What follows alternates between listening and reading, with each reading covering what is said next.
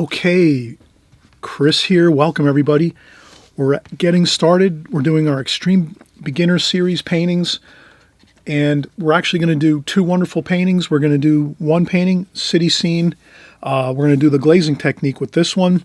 We're going to have a lot of fun. I'm going to show you how to get all the colors in the glazing technique, and we'll get the drawing done pretty quickly and efficiently. Nothing too fancy here. Some buildings and a few things, one figure and a truck, and you'll see how we develop the drawing as well as the painting, the glazing technique, how to do everything exactly in the right order so that you'll get a great result right out from the start. So that's our first painting. Then our second painting we're going to do right after that. We're kind of like easing up a little bit. We work really hard on this one.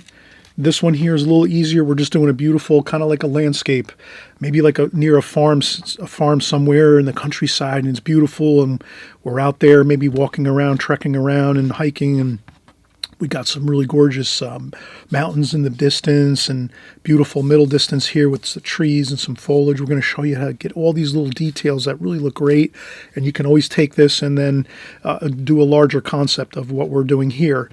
But it's great to work in these smaller type compositions. I think it's going to really be beneficial for everyone if you're just starting out, especially, and welcome if you're just starting here for the first time with my channel. Please subscribe on the right hand side below so you don't lose me, and you'll get my updates on when I'm creating my new videos. And we're usually making videos at least once or twice a week. Sometimes we'll do 3 in a week, so you'll get plenty of time to work with lots of different subject matter and different styles of paintings and everything. And so let's get started in about just 30 seconds or so.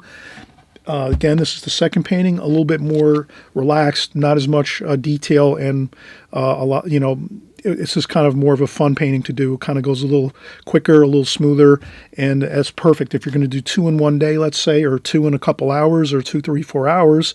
You start off with your cityscape first, city scene, and then you do this more simple painting. But it's up to you. You're the artist. You'll figure out if you want to do just 1 in a day, or you want to do these 2 and another 5 in one day. You work as much as you want or as little as you want. Take your time, work at your own pace, at your own level, and we're just certainly going to have a great time, though, getting both of these paintings completed, and I'll cover every detail that I can and bring you all the information possibly that I can think of as I'm going and doing these paintings, drawing and painting these compositions. All right, so let's get started.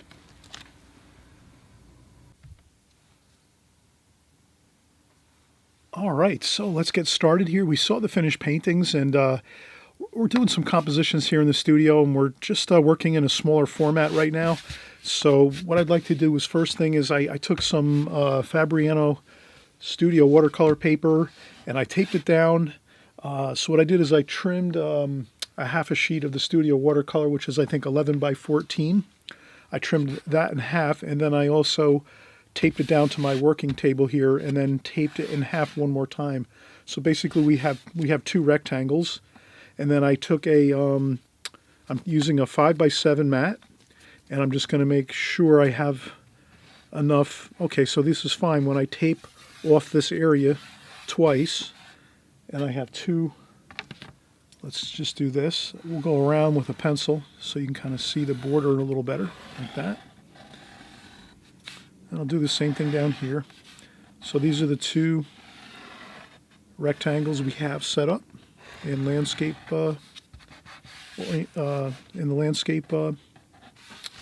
setup, and fits good. This is a 5x7 mat, and we have plenty of extra room, so that's good. That fits a small mat like that. Then what I'll do is I'll actually, so we don't splash and make marks and things on this bottom piece of watercolor paper, we'll just take a bit of printer paper, and we'll just mark out an area so that we can cover this with some paper. So I just make a mark on my paper like so, and we'll just use some scissors here. And we'll just trim this like so. This way we cover that. We'll do 2 paintings today. And again, this is a really great approach if you're just starting out in watercolor. This is an Extreme Beginner series. So when you're just starting out in watercolor, maybe your first 6 months, your first year, a lot of times it's really a good thing to sort of not worry about getting a perfect painting, but just do a lot of paintings and keep working. And so if you set up 2 paintings right here, right now, you're already guaranteed you're going to have, a 50% chance more success rate. So if you do your first painting and you say, I don't like that too much, I don't think it came out so great, well, that's okay, because you're moving right on to the next one here on the bottom of this page to work on another painting. And these are small enough that you can do many smaller paintings at first, get lots of experience doing smaller paintings, and then maybe after a while you start to work up to larger paintings.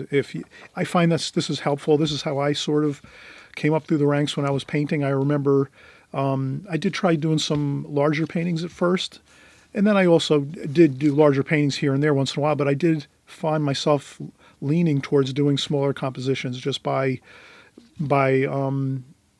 default, or I just did it because I felt more comfortable. I found that I had really good success when I did small compositions. So let's do that here. We'll start up here with the top one. We'll do like a cityscape, city scene. I'll take this printer paper and I'll just take a little bit of artist tape. And maybe I'll just make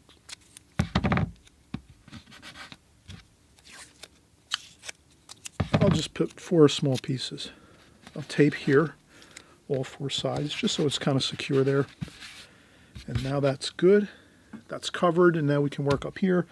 And then what I'll do is I'm just going to kind of make something up in my mind and think, well, let me think of a city scene, maybe a cool area with some buildings, maybe some sunlight in the composition. So I'm thinking maybe I'll make a building on one side over here.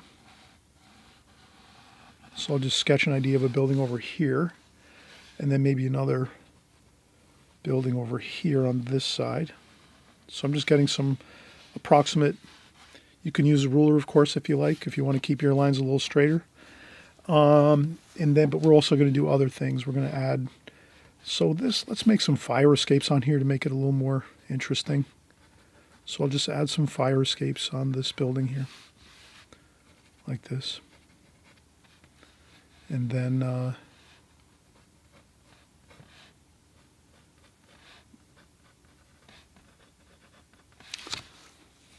so just make some indications of some fire escapes. No big deal. It doesn't have to be perfect. And then we'll keep this loose and fun. And so we'll have some of this here. And we'll kind of make the focal point maybe some figures. Let's do some figures in this. So we'll kind of make the buildings a little bit more abstract, let's say, just for the fun of it.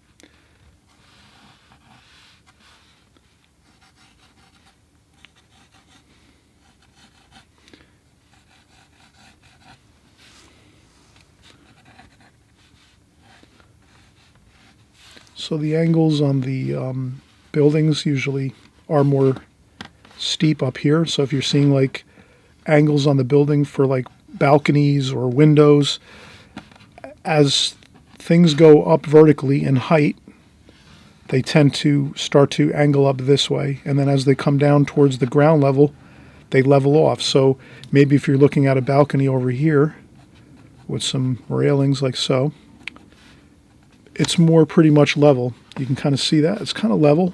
And then as you go up higher and higher, the angles get steeper for let's say, the balconies here. So we're just going to do some balconies, some railings here, just indications of it.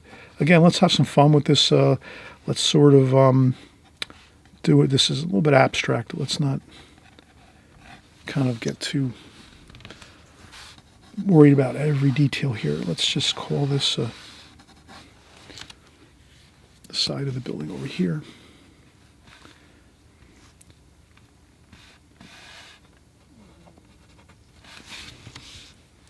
And then maybe in the distance over here, there's another few. Maybe there's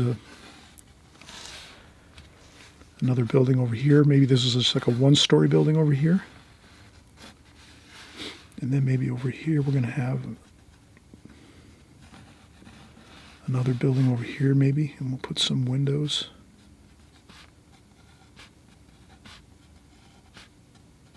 Like that, so we'll just sketch in some windows.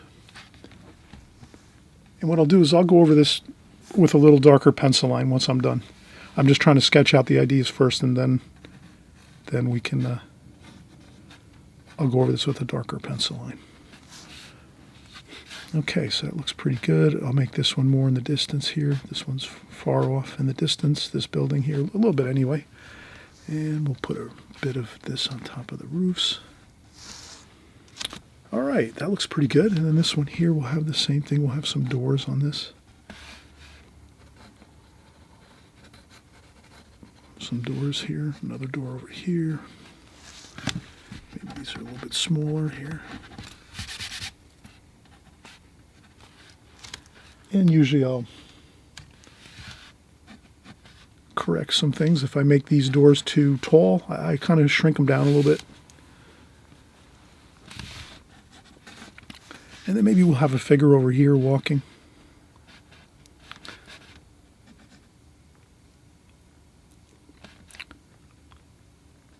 Maybe we'll have this figure here.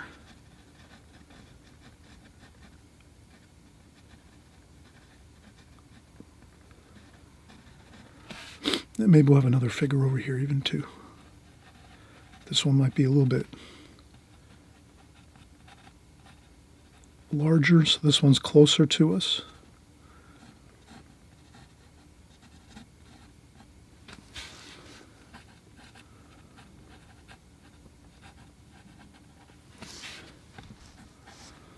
That.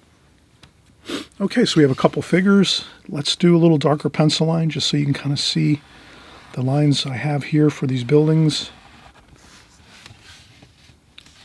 And then these are the balconies up here. Again, we're doing this very loosely. And these are basically rectangles and squares we're doing.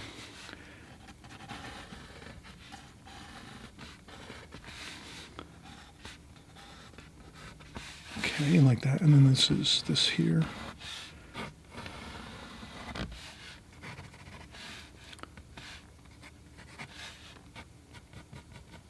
I'll do some fire escapes here too. Just very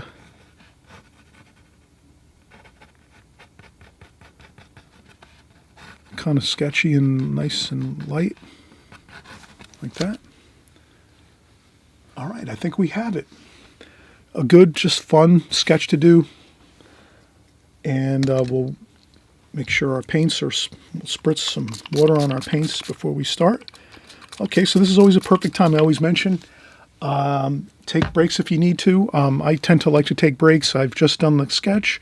What happens a lot of times is maybe when I'm taking a break now for maybe 5 or 10 minutes, I'll come back and I'll look at the sketch and say, I'd like to do something a little different maybe.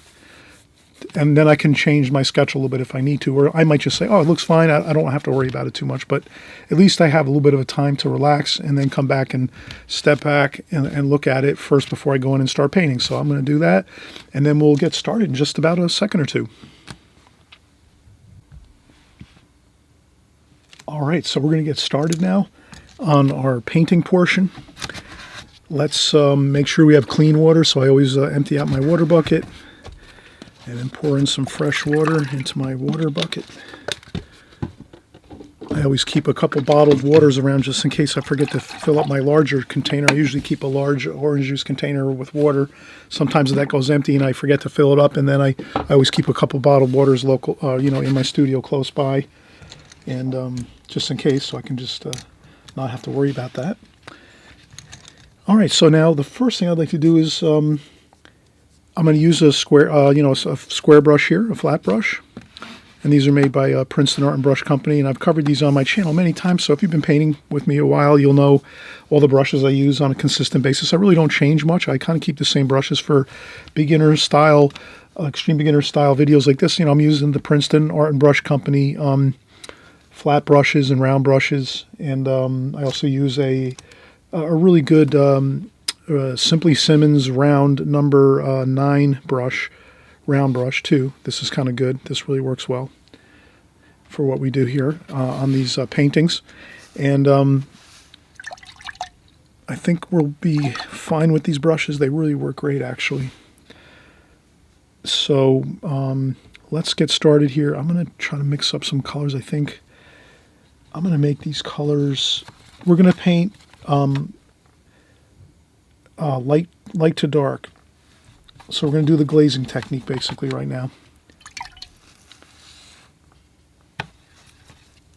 We'll do the glazing technique and we'll kind of cover how that's going to work. So when we start out our painting, you can go with alla prima method, which is basically just really starting with the darker colors and then working into the painting using your darker colors first, and then, you know, just starting at one point in your painting where you think your darkest colors are going to be, and then you work from there, and then you end up finishing up with your lighter tonal values in your painting, your lighter colors, and more transparent colors, let's say. With the glazing technique, we're basically starting out with our lightest washes, and then from there we go darker from the lighter washes first. So let's get the lighter washes in here. So we'll put in some interesting sky colors here. Maybe a touch of orange. So I'm going to kind of make this an interesting sky. And you can always change if you don't think it's looking good. The color you might want to, you can always change. But since this sky color is light, we can kind of just cover the whole page with it, which is part of the fun of the glazing technique. Is you can kind of just take the color that you're starting with, that really light wash that we're using for the sky, and then you can just take that and cover the whole page with it.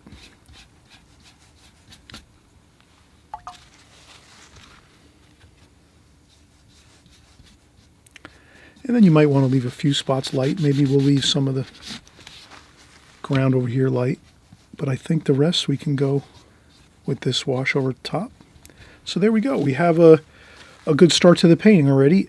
And this is where, with the glazing technique, you definitely have to let this dry now 100% before you start going in over the top of this with darker washes. So this is one of those things where I'm just going to stop the tape and let this dry. I'm going to use my blow dryer, and it takes usually only about a minute or two with a blow dryer. But you really won't notice that I'm, stopping the tape. I'm not really going to, but that's what I'm going to actually do right now, is I'm going to use a blow dryer off camera because it makes a lot of noise. And so let me do that. Let me just take a blow dryer. And once I'm done with that, the only reason I don't do things like turn off my microphone is then I forget to turn my microphone back on. And then when I start to paint again, I forget the microphone's off, and then I've, kind of painted, and, it doesn't work out good if I shut the microphone off. So I'll leave the mic on, but I'll just hit stop, and then we'll start in just a second. I'm just going to use the blow dryer again to blow dry this super dry so that it's 100% dry, because then when we go over with our darker washes now on top of this first wash, this has to be 100% dry. We can't have this damp or wet, because then it's going to make a mess for our washes. So that's the key right here, right now. That's really important. I'm sure you're getting this. You're really understanding this. And those of you that have been with me quite a while, when I'm doing the glazing technique, I always mention that.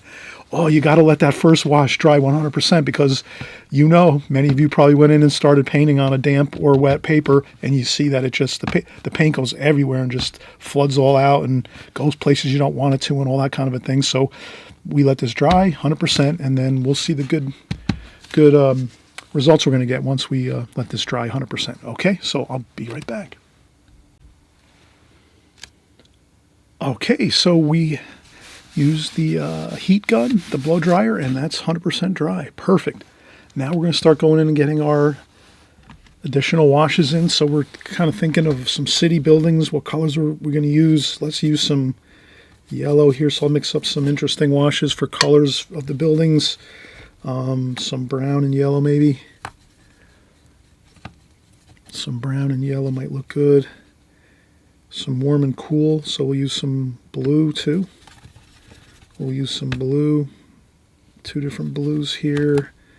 We'll use a little bit of the brown too in those blues to kind of gray those down a little bit. So we're kind of mixing Some interesting colors now here. Orange, yellow, some brown mixed in there. Kind of a warm sand type color. All right, let's get some of these colors and we'll try this here.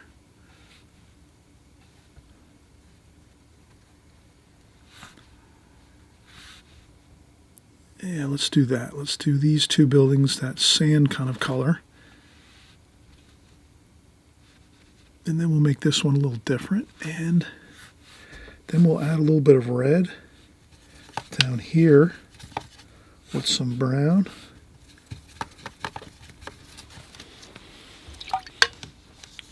Maybe some purple in there.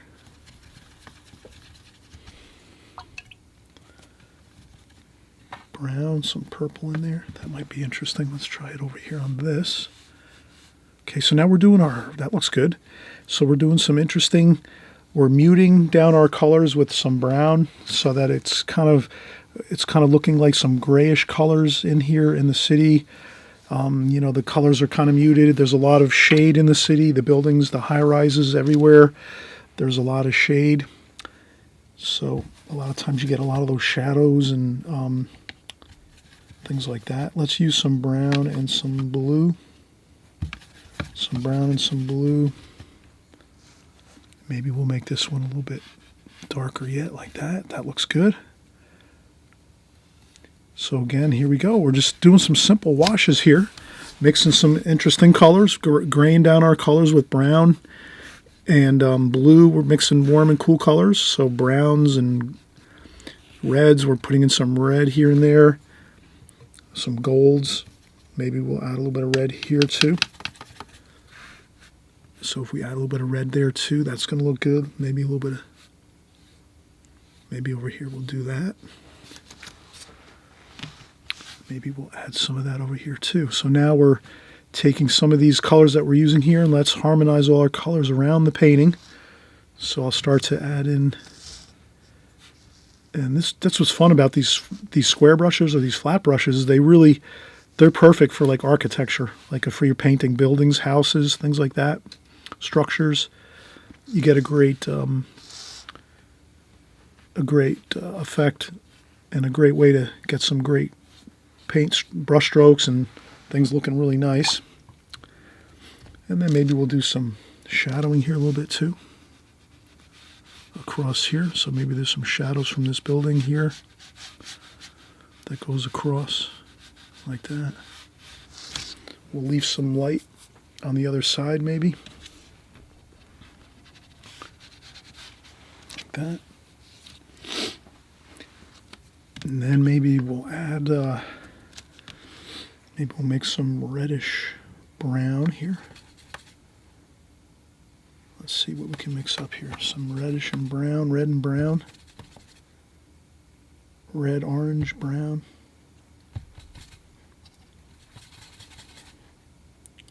Maybe a touch of blue.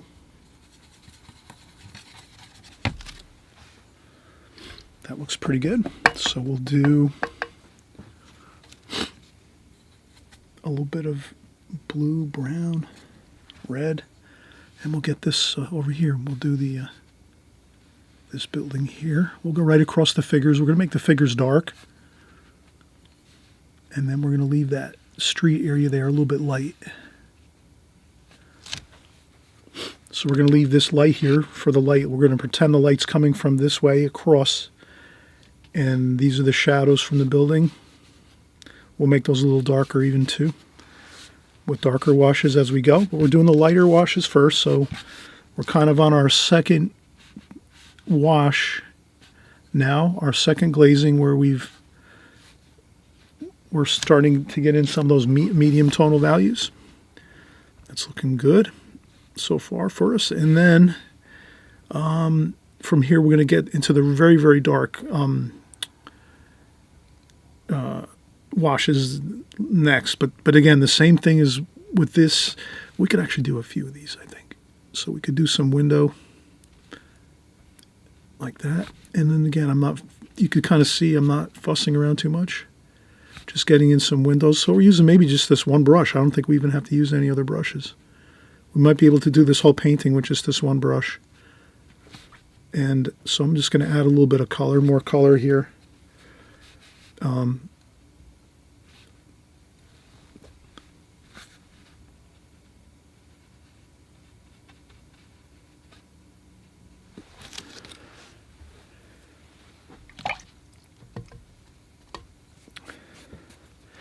And that looks fine. So now that's our second wash, our second glazing.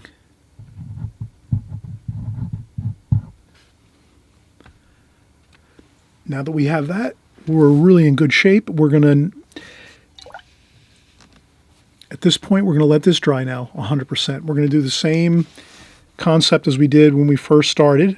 First wash, that really light wash, then we let it dry 100%. Now we go in with our second wash, which is our medium tonal values.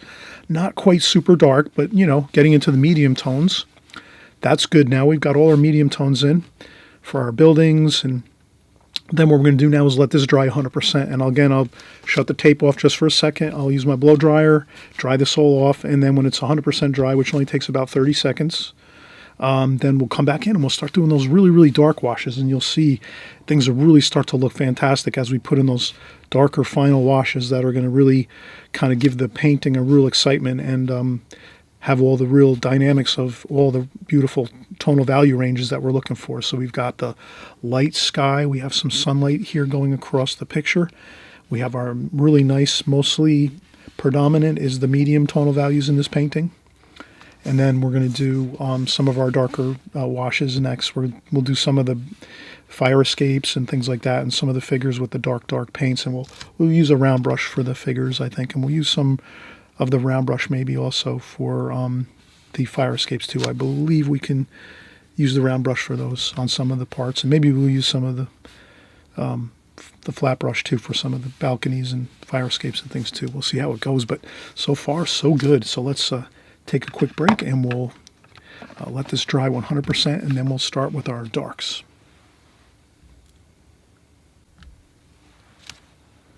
Okay, we're going to get started with our darks. Let's get some darks mixed up in our palette here.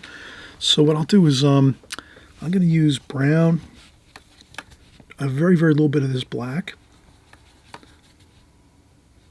This black is very strong in our Prang Oval 16 set, so I try to keep that in mind. I'll take some blue. Maybe I'll make some blue on this side. And purple maybe over here on the left side. I'll try to remember I'm doing some blue and purple over here. Maybe I'll make a little note on my palette just so I know. Purple and blue on this side, mixed in with the black and the brown. And then on this side here, I'm going to add maybe a little bit of red and orange. So this will be my warm and cool in my darks. So I'll have some red over here and an orange mixed in with the black like that. So that's a warmer black and then a cooler black over here. So that should give us enough variation in our darks. That should look really good. So what I'll do is I'll make sure I have now with me a tissue or a paper towel that I'll hold in my hand. I want to make sure I keep my brush a little bit dry. I don't want to go in with tons of paint with my darks. I want to try to kind of make sure I'm not adding too much paint, water and paint to the painting right now. So what I'll do is I'm going to do the figures last I think. But I'll start to get some of these darker washes going here. So maybe I'll kind of I'll go with a couple of, and again, I'm not trying for perfection here. I just want to get some darker washes like this. And then some of the and I think I'm just going to do this really quick, not worry too much about it.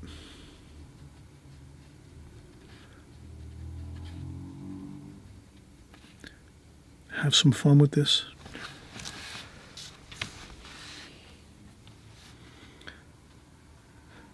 We make sure we get those darks in there. And if you kind of notice that the darks are getting a little bit too light, you just add a little more, you pick up a little more paint. So I'm just going to do that. I'm going to make sure I pick up paint over here. Nice dark paint like this. And I'm just going to do that. Just some nice brush strokes here. Then, like I said, we can. Oh, I have another brush over here. I thought this might work good. This is another flat brush. The same thing, Princeton Art and Brush Company. It's just a little smaller flat brush. Maybe we'll try to do some.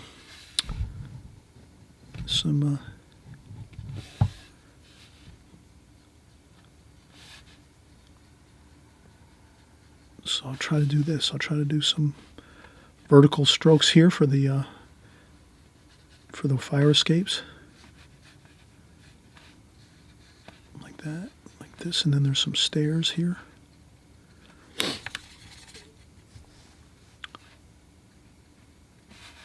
So usually the fire escapes have those stairs, ladders basically, like this, step, almost small steps going down. And then there's some other darks here. And then maybe we can get a little bit of this here, a little bit of dark mix in here, and just maybe we'll do a couple windows over here like this, like that. Okay, so we added in a couple of windows there. And what else do we have now? We're again working with our darks here, and they're looking really good.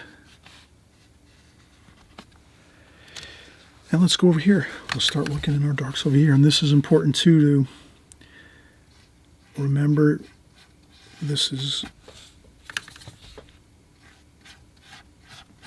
I like to leave some of that sparkly kind of look on there with the watercolor paper, since the watercolor paper can help us give some texture to the look of the painting. I'll leave some of those spots of like light, so it's almost like light kind of shimmering around here and there on the paper or the painting, or it's the actual wall itself. And then we'll take some more black and we'll start mixing again our brown and black here in the middle. Then I said I was doing red over here for a warmer, and orange and red. And then I rinse the brush off and I go in and grab some blue and purple over here. So some blue and purple to make like a cooler black. And then, see, that really looks good. Sometimes you can use some finger painting techniques just to get some interesting effects going. You can do a couple fingernail scratches horizontally to just bring in some interest to the painting. And then I'll just do this. I'll make sure I kind of get these level. So I'm kind of working the angles more steeper up here. Like that. Like this. Now,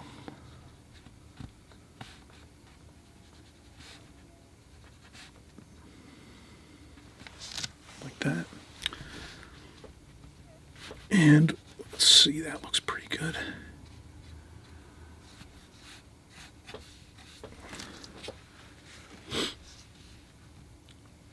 And then I'm always careful not to lean back in my paint. That's one thing you can find that can be a little bit challenging if you have to. I sometimes will. I sometimes have wooden trim and things around the house. I might use this to lean my hand on. So sometimes if you have a piece of wood or maybe a ruler, like a good ruler, that's probably like a piece of wood is better. Just like some wood trim or something strong that's not going to bend. And then you can rest your hand on it, because when we come over here to work over here, we don't want to lean back into that dark paint that we just put on. So that's the best way to do, is just put something there, hold it in, your left hand like this. If you're right-handed, you'd hold it this way and then rest your hand this way and paint this way, resting on the piece of wood, and then you hold the wood up on an angle so it's not touching the paper. And then you do this, and you just rest your hand on that, and you have your other hand resting on the paper like this, and then you touch the tip of this piece of wood up above the painting, and then you just rest your hand on that, and this way you can really zip along and get some really nice verticals like we're going to do here, quick and easy. Again, sometimes painting fast like this can really give you a nice effect of, just that look of, like a looseness to the painting. And I'll do some more railings over here, so we'll kind of pretend that these are balconies with some railings on the sides over here. And then you have the railings over here, like that. There we go. So this is pretty good. This is looking fine. And again, that looks pretty good. And then we can add some, maybe some darker darks down here in the foreground. Maybe this is like the first floor. So there's something a little bit different on the first floor maybe. Maybe there's some, there's something else on the first floor, different facades and door openings and windows on the first floor, usually. And then I think that's looking pretty good. All right, so we are really coming along here, and you can kind of see everything's sort of coming together. Let's do some, I'm going to use my round brush now. I think I'll use the my Simply Simmons round brush, and I'll use the darks again. I just want to get some, maybe some windows. Like this, some windows. Like this, I'll make them just dark windows here.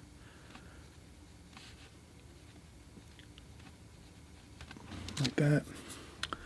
And then I'll go across again with the railings for the balcony railings. Like that. And then usually, again, we're going to have some of these railings. They're going to sort of go over this way a little bit past the edge of the building, so we're going to see that like that. And the same thing here. We go a little bit beyond the building, and that kind of looks interesting. That looks like it's protruding out from the edge of the wall of the building. I think that looks good. Kind of like these over here. And then these over here, I left this here. Maybe we'll make an awning over here. Maybe we can make an awning. We'll make it something different. Let's make it maybe a green. So I'll use that Viridian type green.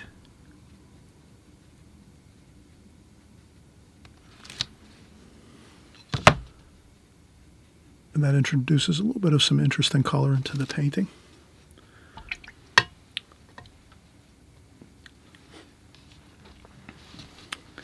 And then it looks like my figures don't look quite scaled correctly to the painting, and that's fine. That's when we adjust things.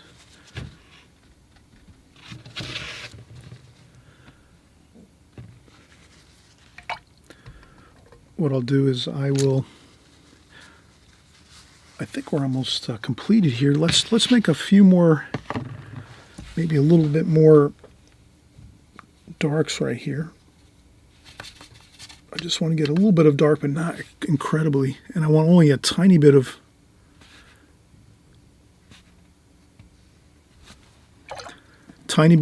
paint. And then this way I can just make this, just accentuate those doors a little bit, maybe a little bit of shadow under here. Like that. I think we'll leave the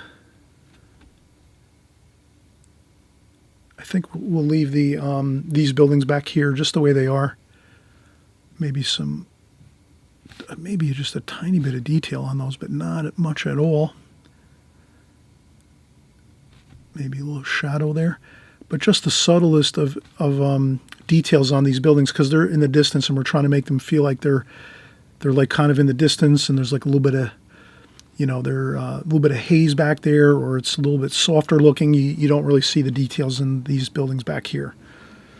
These buildings are closest to us, so we're seeing more of the details of all the fire escapes and balconies and windows and the darker colors. And then this here is more in light over here. It's more in shadow over here in this portion of the painting. And what we will do is definitely we'll add some shadow across here. Too. Along here it's a little darker, the shadow, and then it kind of gets a little lighter. I'll rinse off my brush, dry a little bit of the water off on a tissue, and then I can kind of smooth out this shadow over here, like that. Like that. And then this here is maybe could use a little bit of orange, maybe just a little bit. And then we can blot that up maybe a little bit so it's light. It's the light, the sunlight, and it looks bright. But if it's the white paper, it looks like sometimes you can leave the white paper, but sometimes you have to add a little bit of an orange or like a golden color for a touch of a tone on the paper, like in a situation like this where we do have some sunlight here, because we didn't have white paper anywhere else in the painting, so it's probably better we just add a little bit of that golden orangey kind of tonal value to the paper. And then we'll do our figures next, but we're going to let this dry now, because if we try doing the figures after we just did this little bit of orange or golden color along this roadway here, this is like actually the road here in front of this building across the way. If we try doing our figures now, it's going to be an issue because obviously this is damp still, this paper. So let's take another quick break. I'll use, again, the blow dryer and dry off this section, and then we'll finish up with doing our figures, and that'll be a lot of fun. And I think I will explain how I'm going to adjust the figures because they look a little bit too large for the scene the way I painted it. I just think I miscalculated a touch on the figure size, but that's fine. When you're painting like this, you can step back, look at it, make a calculation or two, and think to yourself, okay, yeah, it looks like I drew in those figures a little too large, and then all you have to do is just make them a little smaller with your paint, and that'll be fine. So we'll do that next. All right, so we actually are right at the point where we're just finishing up here. We wanted to mention that this is the point where we can make the final adjustments to some things. If we, what I'd like to do is take some kneaded eraser, and I think I can, maybe I can lift up a little bit of these pencil lines with a kneaded eraser, but you would never want to do this if your paper was damp at all, because that would just tear the paper up really. That's fine. I don't think we'll worry about that. We're going to try to adjust our figures. So what I'll do is I'll just make a dark figure here, and I'll just shrink it down and make it smaller, like this. Okay, so we'll paint in that figure smaller. Still looks kind of large to me. And again, that's fine. We can do a lot of things. We could always take and make a car or a truck here in the picture if we wanted to, if that looked like it makes more sense to do something like that. So we would maybe put one figure and then one vehicle. Let's do that. Let's make a vehicle here. So I'll try to draw a vehicle here. Maybe like a truck or something like that right here in the front. Doesn't have to be perfect. Let's just make a square truck that looks like it fits with the picture, the scale of the picture. So I'll just get some of those darks we've been using, and I'll get a truck in here and see what it looks like. And I think that looks all right.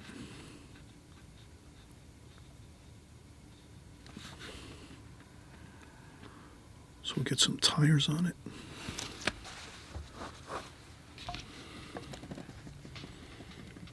That looks good. So this is where we can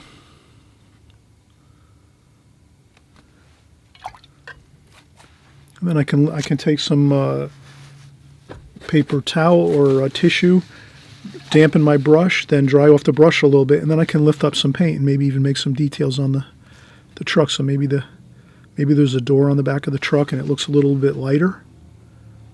So I can lift up some paint. You could also take a tissue and lighten up with a tissue. Take a tissue and just blot up a little bit of paint. And then you can go back in and add some dark. Like that. Maybe make some lines across there.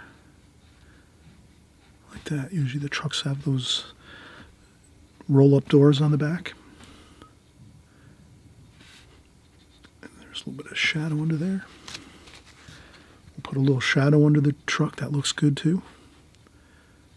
Even though it's in the shadows here, it still looks good. Maybe we make some mirrors on this too. Sometimes it's good to have those mirrors on the sides. Like that. Maybe some lights on the top. Some marker lights. Like that. Then we'll do the other figure, but this one's going to be really, really small, so let's make sure we take the brush, we get some of that dark paint we mixed, we've been using. Then we do is we roll our brush around so that we get a point on the brush, so you can kind of see how we get a really good point on the brush when we roll it around like that on the palette. Then you could also do the same thing, take off some paint off that, and then do the same thing in another part of the palette where there's no paint, just to get that really good point on there like that. And then we'll do this figure here. We make this figure pretty small. Let's do that. Let's just make this figure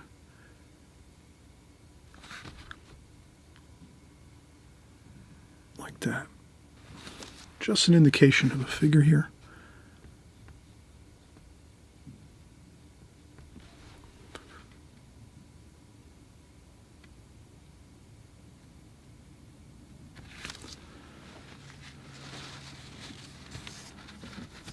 And you always have a chance to,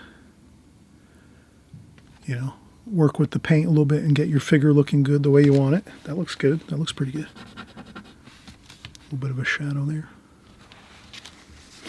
And that should be fine. Maybe we can get a little bit of a carrying a bag or a briefcase or something like that.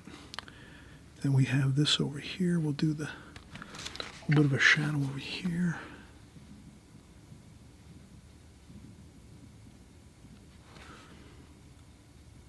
And I think we could, this looks good now, I think, putting some darker shadows where these doors are, because we have a lot of darks on both sides of the painting, but I think we could use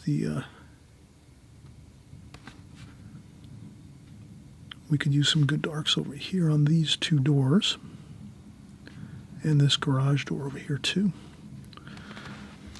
I think that looks good. And I think a little bit of the dark shadows over here too might look good underneath this cornice of this building over here like that. And there might be some lights over here. So we might have a couple lights there by the doors like that. And then maybe we can even have, we could do a little bit of a sign maybe. We could do a sign over here maybe, like that. So it introduces, it's just another way we can introduce a little bit of interesting color into the picture. And then I'll just put a shadow there next to that.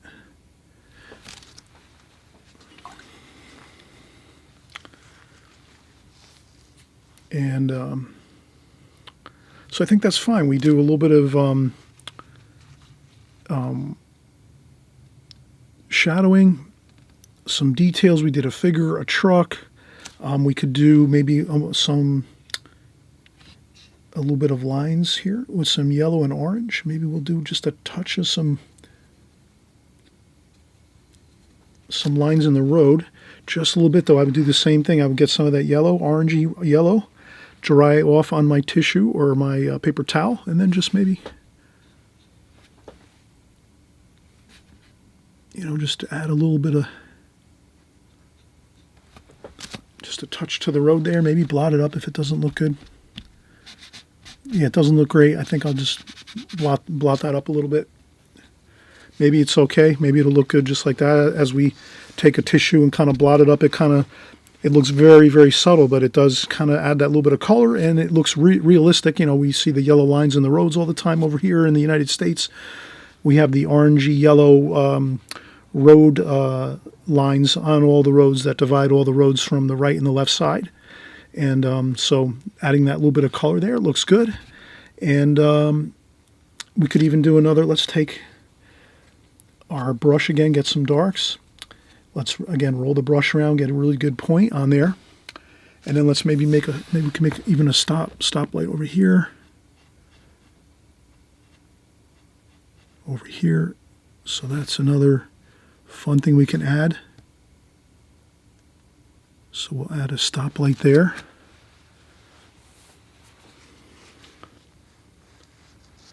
Maybe another one over here too.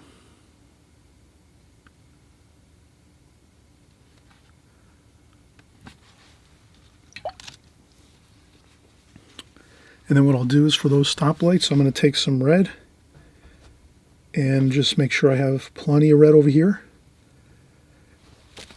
And then I'll dry off the brush a little bit.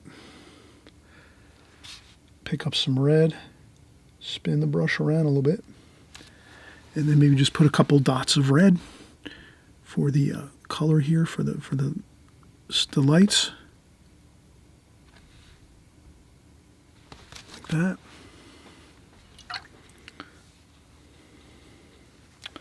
And I think this is fine. I think this is a perfect place to just kind of say, this looks good, it looks finished, we have all the details now completed. We went a little bit extra with some additional details like the lighting, the stop signs, the little bit of road, the lines in the road, the orangey yellow lines in the road, and I think it looks perfect. So this is a great composition to have fun with, to practice loose painting, the glazing technique, which we did, of course. I noticed maybe up here this could be a little, you can get a little bit of a dark up there too, and then maybe this looks like we could do a cornice up here like that. Like that. So that looks better. Yeah. Maybe we can make that a little darker.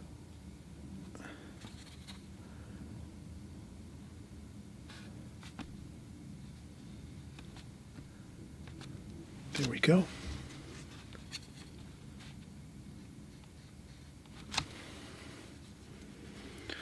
And again, we said this was in the distance, so now is the perfect time. We take a tissue or paper towel and just blot up a little bit, because we did say it was in the distance over here. So let's not make that too dark. We'll just get that little bit of a shadow under there like that. And I think that looks fine. And maybe this too over here. We just wanted to add a little bit. There. All right, I hope we had fun. And this is just the first painting. Let's get another one started here, but I might reset the paper, and then we'll cover this top painting here with this same piece of paper. We could do that right now, actually. Let's let this dry, though. Let this dry before we put this piece of paper up top, and then we'll start our next painting right here. All right, let's take a quick break, and we'll get right back started. All right, so let's set up here for our next painting. And again, this is a really great and fun way to get some paintings going and not worry too much about just doing like one and focusing on one painting. Let's get a whole bunch of them going. Let's do another one right here. So now that this is 100% dry, I use the blow dryer to dry this off so that's completely dry. This way I can take this printer paper with the tape already from here, and I just set it up right on top of here so we don't splash and make any marks and things like that on top of this section here where our first painting is. So for our second painting, we'll just go a little bit more relaxed. We're not going to do anything too technical. We're going to just do a little like field with some trees and some bushes and some grasses and weeds and things. I thought that would be really fun to do after this painting. This painting is the one we would do first.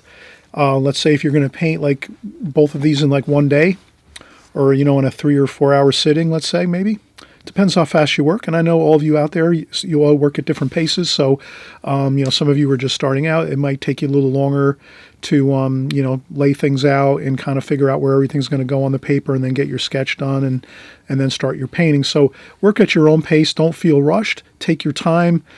Just work at your own pace where you're at. So if you're just starting out your first year, let's say, or your first 6 months or first couple of weeks, whatever it is, and I know, welcome to some of you that are just coming here for the first time. Thanks for coming by. And I'm so happy that you're here working along with us. We're having a great time. We're having fun. This is just all about let's keep working and getting paintings under our belt, doing small sketches. Again, we said right in the beginning of this video, this is a great way to just get a lot of practice in. Practice different styles, practice different subject matter, so that we're not just getting locked into like that one painting kind of thing where we just start focusing on one painting and correcting things and getting frustrated because maybe it doesn't look so good. I went through that when I first started, and I really did. Again, I think I mentioned this earlier. I found that doing smaller compositions like this and doing a lot of them was actually more beneficial for me in the beginning when I was first painting, my first couple, 2-3 years. because I made good progress that way. At least I felt like I was making more progress once I started to do the smaller compositions. And I also did some larger ones too along the way here and there as I was going. But again, these are great.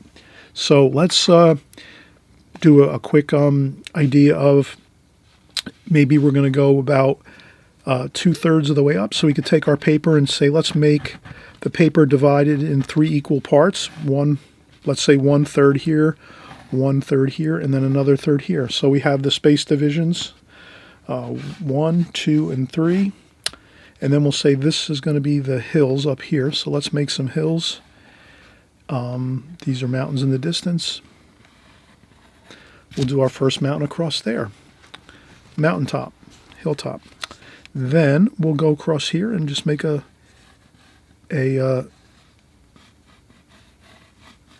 like a field, right? You know, kind of like a field right before the mountains start.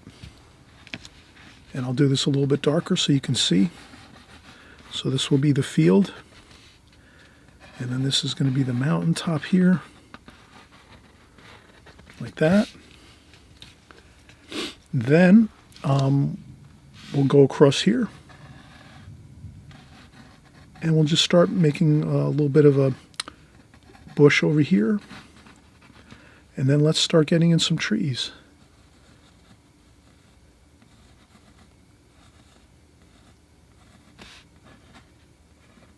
Okay, so I'm just going to start putting in a few trees. Maybe one we have straight, like this, vertical. Then we make a couple next to that one, like a little bit leaning.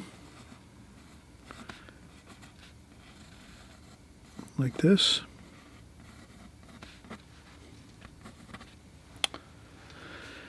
And then maybe another couple of trees over here. This is leaning, this one's leaning over here too, and then maybe we have one this way. This way. So we're just going to make some trees over here, and I'm just kind of mentioning as we go, when we're doing trees, they're kind of pretty straightforward. There's different varieties, of course. There's really thousands and thousands of varieties of trees, probably tens of thousands. I'm thinking probably. When we're doing trees, I think I can use a Sharpie. Maybe that's gonna, and I have to be careful not to. So when we're doing trees, basically, a lot of times when we're doing trees, it's more of a fun, just kind of bringing up the vertical lines for the trees like so. You know, maybe one is straight, perfectly straight, and then maybe another couple are leaning in this direction, and then maybe another one leans this way. So you kind of get variety by making like one or two straight, and then a couple other ones leaning. And that's if you're kind of painting drawing and painting like a grouping of trees, let's say. And then for the branches, typically, like let's say your ordinary trees you might see out in the woods and the forest and the parks and things, most times the branches are more in an upright fashion like this. And then a few branches might kind of, at the bottom, a few branches might be like this. But a lot of times at the tops of the trees, you'll notice they're kind of more like arrows, like upside down arrows or arrows pointing downwards. That's kind of the feel for the branches. And then you can branch them out. But it is kind of like arrows going downward like that. And that's a good starting point if you're practicing your tree branches and things.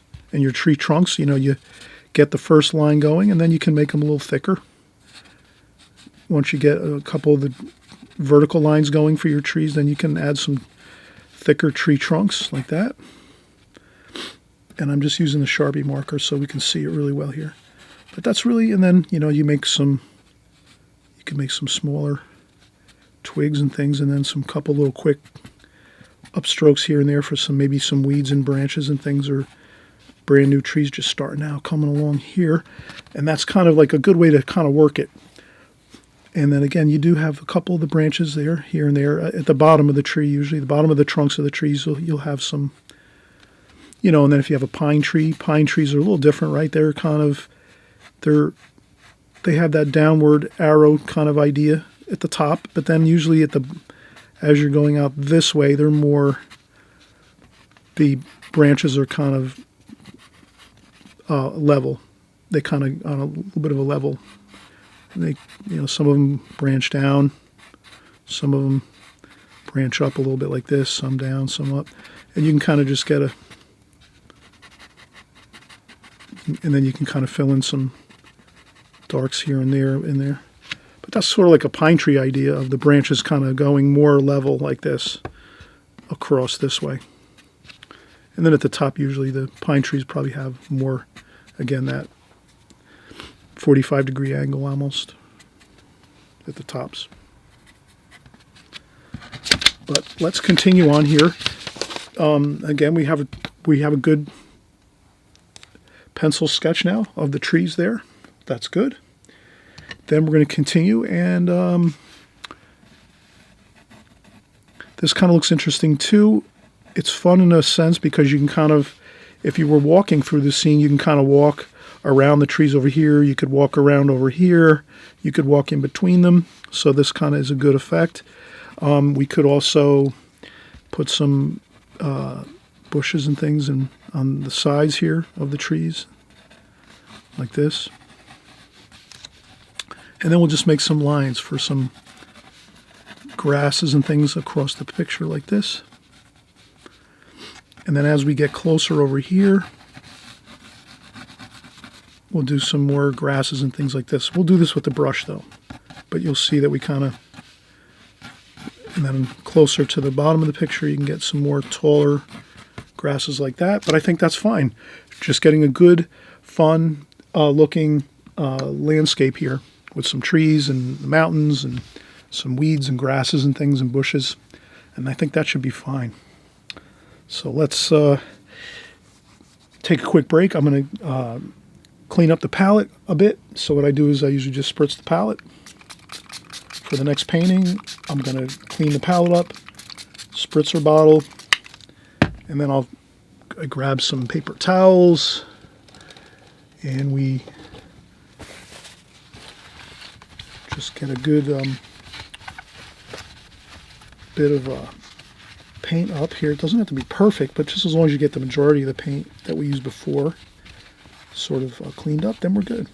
We'll actually have a good new working surface here for our palette. And I think that's good. So I will take a quick break and we'll be right back. All right, so now we're going to start our second painting. And what I notice right away is usually when I'm painting, I'll always, before I start painting, after I do the sketch, I'll kind of look at the subject matter in the painting, and I'll say, is this going to look better if I do this with alla prima or if I work with this doing the glazing technique? So the first painting we did definitely was a very strong, to me when I looked at the painting, I said, that is definitely going to be a glazing technique painting. And then when I looked at this, I said to myself, once I got this pencil drawing done, I said, yeah, this is definitely going to be an alla prima painting, because I really just look at it right away and say, yeah, there's a lot of lights in here. So, the darks, there's just something kicks in my brain and I say, yeah, this is probably going to be better doing alla prima. Although you could do this with the glazing technique. You can do all paintings with the glazing technique or all paintings with the alla prima techniques and methods. That's up to you, and you're the artist. You'll figure that out as you go. But here I think we are going to do the alla prima method. I think this is the way I would approach this painting.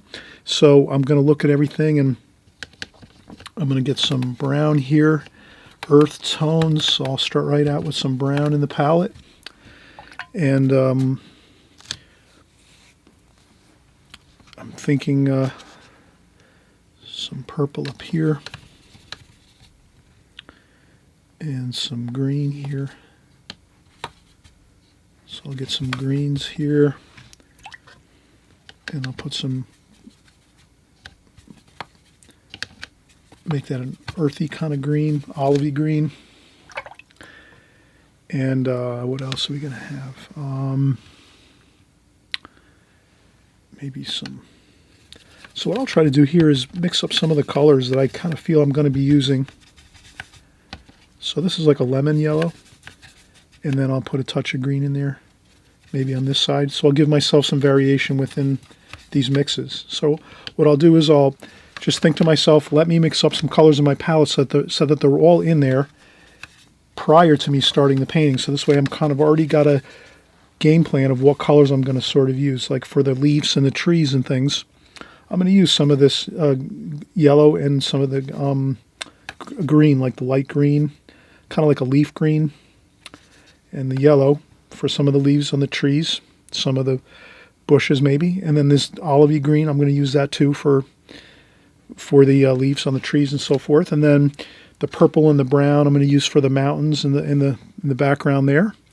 And then of course we'll use some browns and oranges for some of the there's some like maybe some mud and some dirt in the scene too. So we have some dirt and some red too. So I'll mix in a little bit of red there for like that reddish brown. And I think that looks pretty good. We have a good start to some colors. And again, I'll mix this purple, make it a little bit muddy with some brown there. And I think this will be fine to start with. So let's get in. We'll do our distant mountains. Let's have some fun here. Usually I just press down the brush, and I keep my brush the same way I'm going to sort of be going across the page. And again, I have quite a few brush technique videos. You can always look up brush techniques, painting techniques by Chris Petri on YouTube. You'll find them. Also, if you're interested in, I have a new book out. You can get it on Amazon. I'll leave links in the description below.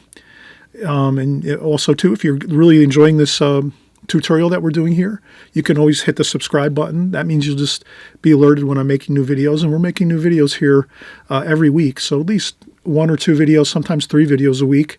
So you'll have plenty of content to keep busy and really keep practicing up on your watercolor skills. Plenty to work from. I know some of you, sometimes you'll see certain paintings and say, I don't really want to paint that one. And that's why I try to change my subject matter as I go, so that I don't just do one type of painting all the time. I try to mix it up so everyone gets their favorite paintings that they like to do. Maybe some of you like to do these landscapes, but you really don't like to do city scenes, or maybe you like to do flowers a lot, and you're not, so you'd rather do those. I totally get that.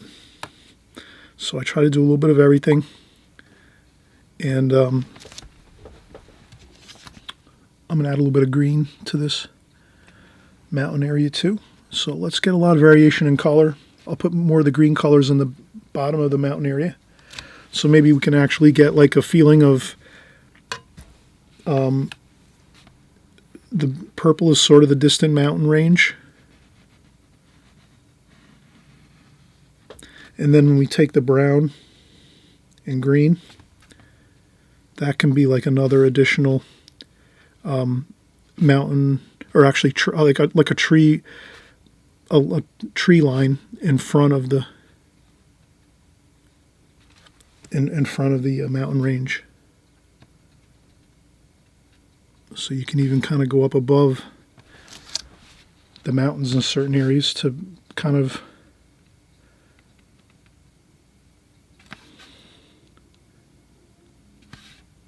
so we can kind of have some trees maybe in front of the mountain over here.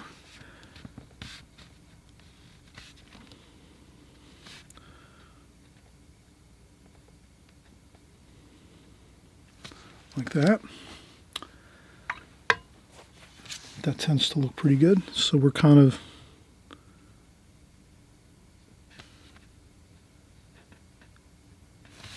and then I'll do a little bit of a shadow line under there, like so. So you can get some pretty interesting effects. Like I would do the kind of the tree trunks first, and then underneath it a shadow line like that. That tends to work pretty good. And that looks pretty good. So we're going to let that dry for right now.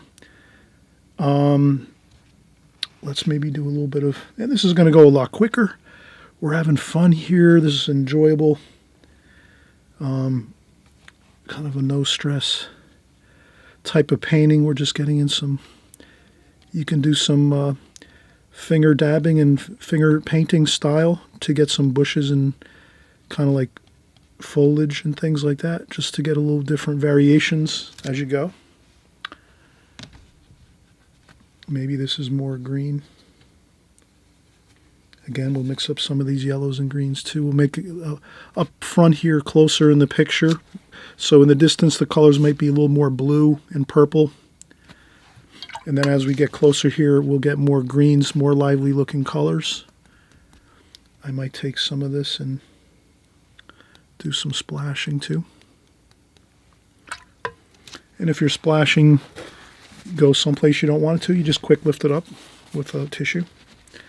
And then at the end of the painting, you can always use a little bit of white paint to go over a few spots that might have, if you splashed it and it went somewhere and it made a spot and you couldn't lift it up, that's okay. You can add a little dab of white paint, titanium white, straight from the tube.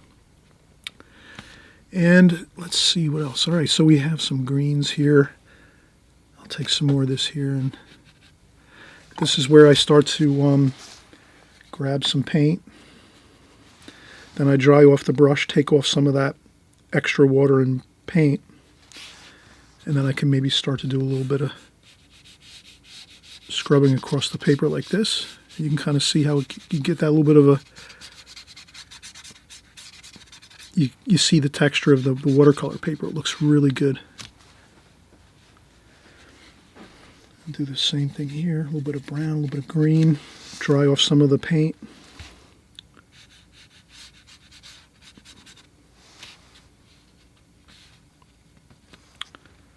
Then I can go in and get some bit of splashing there.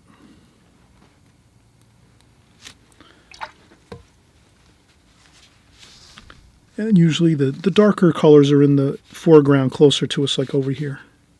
And then they get a little bit lighter over here.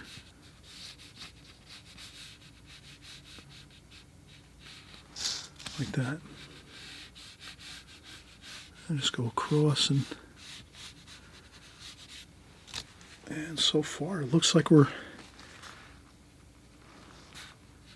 doing pretty good here. We're going to get some green paint there. As we get closer, we can get a little more lively green there, some yellow and more yellowish green, just to kind of give it a, there we go. And we scrub around a little bit. You might lift up a little bit of paint.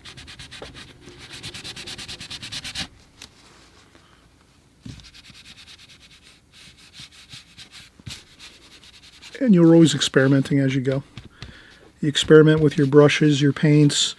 It's, you know, especially if you're just starting out your first couple of years of watercolor painting, that's the time when you're just having fun. Experiment with things, you know, use different things, blot things with your tissue, scrub around with your brush, get the feel for your brushes, see what they can do. The paper too, whatever paper you're using, see if you can get some effects like this, some kind of that broken effect of like some light in the picture, some sparkly feeling of light across some of the areas with that. This is the Fabriano paper, so it has that nice texture to it. And what else we can do here? We can take some of this green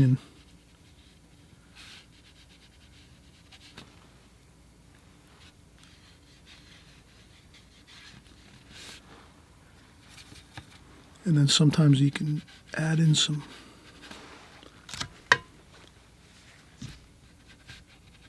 more interesting colors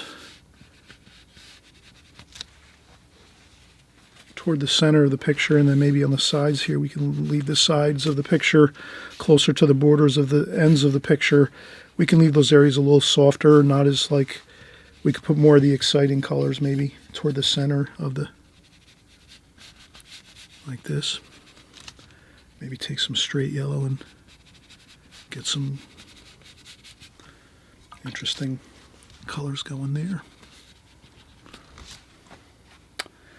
And then let's, I did some washes over here, so I don't want to These would be we'll do the trees last, but we could scrub on some paint for the tree leaves. So let's do that since that's up high here in the sky. But actually, before we do that, let's get some sky wash in.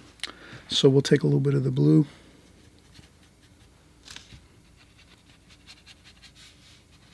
We'll just get in some blue in the sky. Maybe I'll use a couple different blues. So I'll use this blue here. This is kind of like a French ultramarine blue. And this is kind of like a cerulean blue. And so we'll just take some paint, get it on the paper, and then look, we just let it work around. No worries. We get some paint on the paper, then we rinse the brush off, and then we use a damp brush like this. And if we get a little indication of some sky color, we're really in a good point of the painting. We're getting some of that.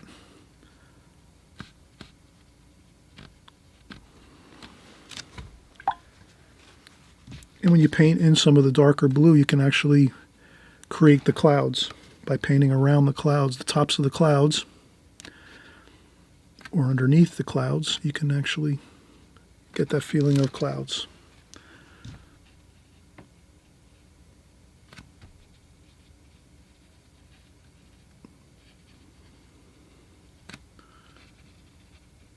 And sometimes too, you can just do a little bit of blotting to get some clouds.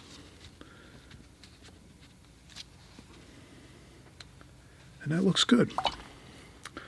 All right, so I think I'm just going to take one more break and we'll finish up the trees next. And the only thing I want to do is just use the blow dryer. So we'll take a quick break for 5 minutes and then I'll use the blow dryer, dry this off 100%.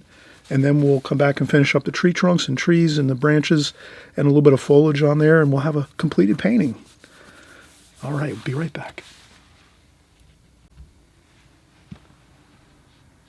Okay, so let's get back to the trees here and the branches. Let's get those in. So I'm going to go in and get brown, blue, purple, and I'll try to get like make a darker brown here. So I'll take some of that brown, and again the blue, mix in some blue, maybe a touch of black.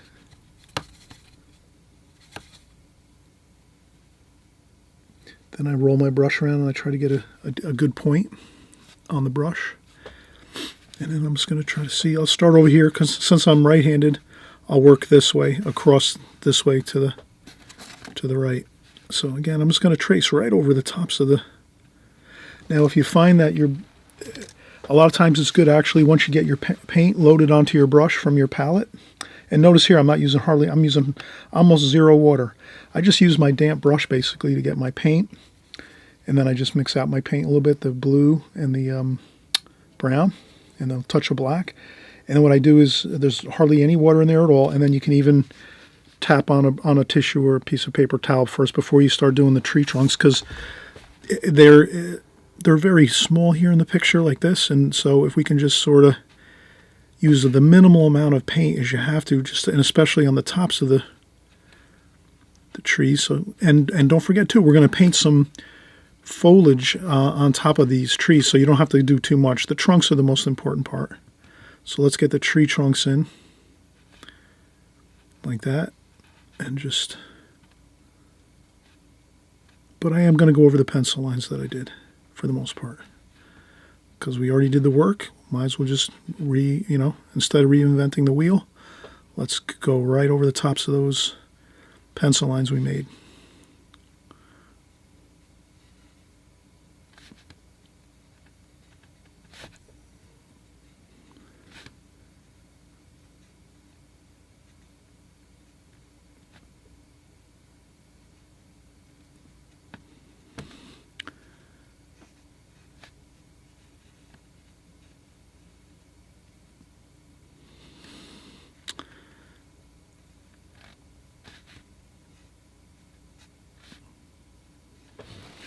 Good.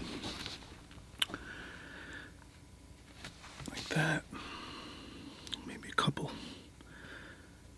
smaller little bits of some branches and things there, and some trunks. All right, good. Now we'll rinse off the brush, dry off the brush a little bit on the tissue, and let's pick up some of these greens here. Let's make this sort of very hardly any water at all. You almost just want to have a damp brush and no water on the, because you can kind of see how there's a lot of water here. So this would be like that. That's way too much water for these. We're going to use basically just almost straight paint with no water in it. So we rinse our brush off first, dry off the water out of the brush onto a tissue or paper towel or a sponge. Then we go in here and just pick up just the paint with no water in it, really. Just like that, just the dry paint. And then we'll take our brush and hold our brush on the side and kind of just do a circular motion just to get a little bit of foliage on there, but not much. All we need is a little bit to give it that look of just nice and light feeling of some, like that. That looks pretty good. Then you can go in and get it maybe a little bit darker, get some brown. That brown we mix with the blue and the red.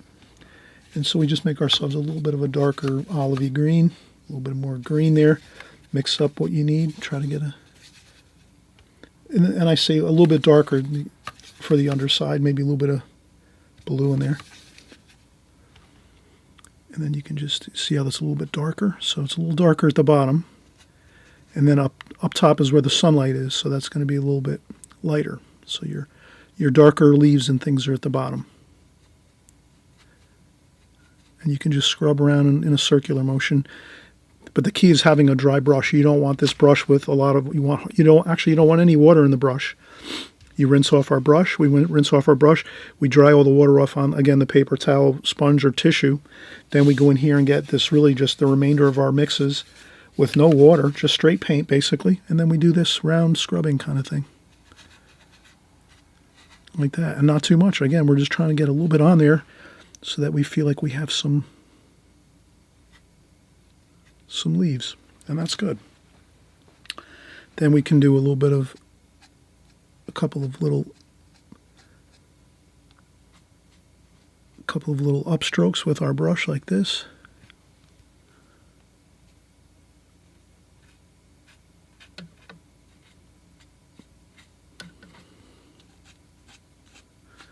Here and there, not everywhere, just a few spots here and there.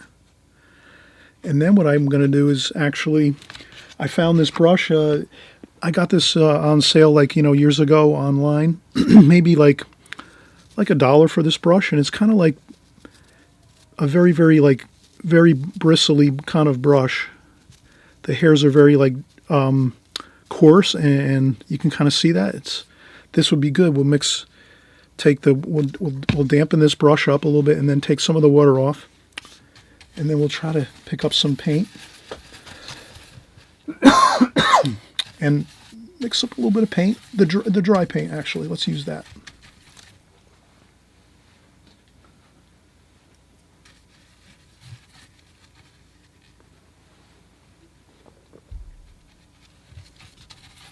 I think there was some dust on this brush. Got me. Ooh. And okay, so then I take the brush like this, and then right in the foreground here where there's more detail, that's where we can pick up some of this detail like that.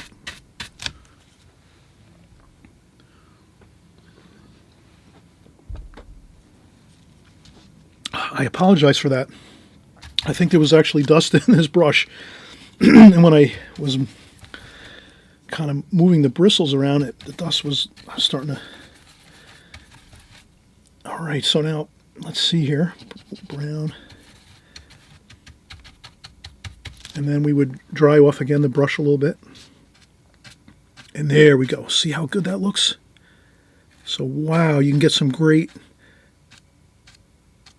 effects with these. You can make a million blades of grass here and weeds and things like that with this one simple brush, a little larger, and you would only do this in the foreground though, because remember, as things go into the distance, everything is smaller and you can't see as much detail. So that's all we kind of think about with that. And then we'll take some more paint, and again we're gonna use some green and some brown. Green and brown, a little bit of blue, a little bit of red and orange maybe too. Let's make it like a good. Then I'll take the brush, roll around the brush to get a good point on it like that. And then we're just going to do a few weeds here in the front, a couple blades of grass like that.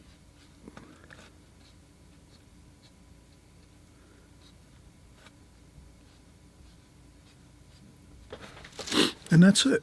A couple of these, and it looks fine. If we wanted to, we could do a couple fence posts. I would do some orange with that and make it like a orangey brown like that. And then I would do the same thing again. I would take a tissue or a sponge or a paper towel, dry off the brush a little bit first, and then let's do some fence posts, kind of leading ourselves into the painting. So I just do that like that. That's one fence post there. And then we'll do another one here. And all we're going to do here is make these smaller and smaller and thinner as we go. So each time I move closer, or each time I move further away and into a middle distance of this picture by the trees, every time I move closer with another post, each post is going to get thinner and smaller in height. So that's all we have to remember. So it's going to get thinner, and it's also going to get, let's keep the heights the same. So we'll do that. We'll keep the heights of these the same, going in like this. And then we also want to make them, maybe one is leaning over, a couple of them are leaning over here and there. We don't want to make them all perfect. That wouldn't look good. And then we'll do that. And you can kind of see I'm making them thinner and thinner. And kind of closer too. They get a little closer as we go. And what that does is it makes the painting look three-dimensional by doing something like this, adding these little fence posts in here. And this could be, put a couple like wires there, so this could be some wires. And you wouldn't probably see the wires in the distance over here, but you would see it over here if you had some wires, like maybe there's a pasture and there's some cows and things like that here. It's like a farm scene. And we don't see the barn, let's say, or anything like that, but we're starting to see some things like this, fence posts and things and barbed wire, and so we kind of know there's probably a farm right close by somewhere right here in this happy painting, and then we can just kind of think in our minds this might be a farm, and we're walking around getting a hike in and walking around and getting some fresh air and looking at the beautiful trees and the mountains, and next thing you know, our minds are off whatever things that might bother us, and we're having a fun time just painting, and our minds were kind of visiting here in this painting and visiting into the scene, and I think it's really a lot of fun. So I'm hoping you all had a great time doing these paintings. What we'll do now is we'll just peel off the tape, and again, I like to tape when you're doing small compositions. I'm hoping you're going to tape around with some masking tape, or artist tape actually, or drafting tape. Drafting tape works the best, I think. Drafting tape has a little bit less tackiness to it, less likely to tear the paper. And also, too, there's the painter's tape you can get at the big box stores, like the big box stores that you buy, like all the hardware and stuff and all your home improvement stuff. They have the stuff, it's called painter's tape. It's like comes in different colors, purple, orange, green. You could use that tape, too. It won't tear your paper pretty much, especially the purple color. And there's a couple of blue tape, too. I think the blue tape is pretty good. But as you can see, as we peel the tape off, we'll start to see how really good everything looks. It looks like it's framed out. And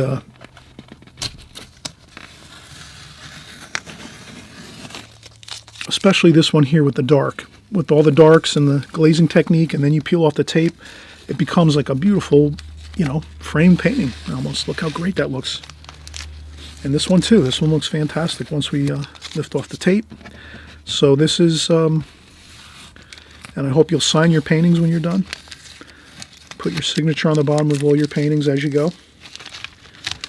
And we can also, well, what we'll do is maybe we'll trim this in half eventually. We'll make a center mark here, and we'll trim the paper with our scissors, and we'll have two separate paintings. And again, we did create them so that they could work with a mat over the top, like that.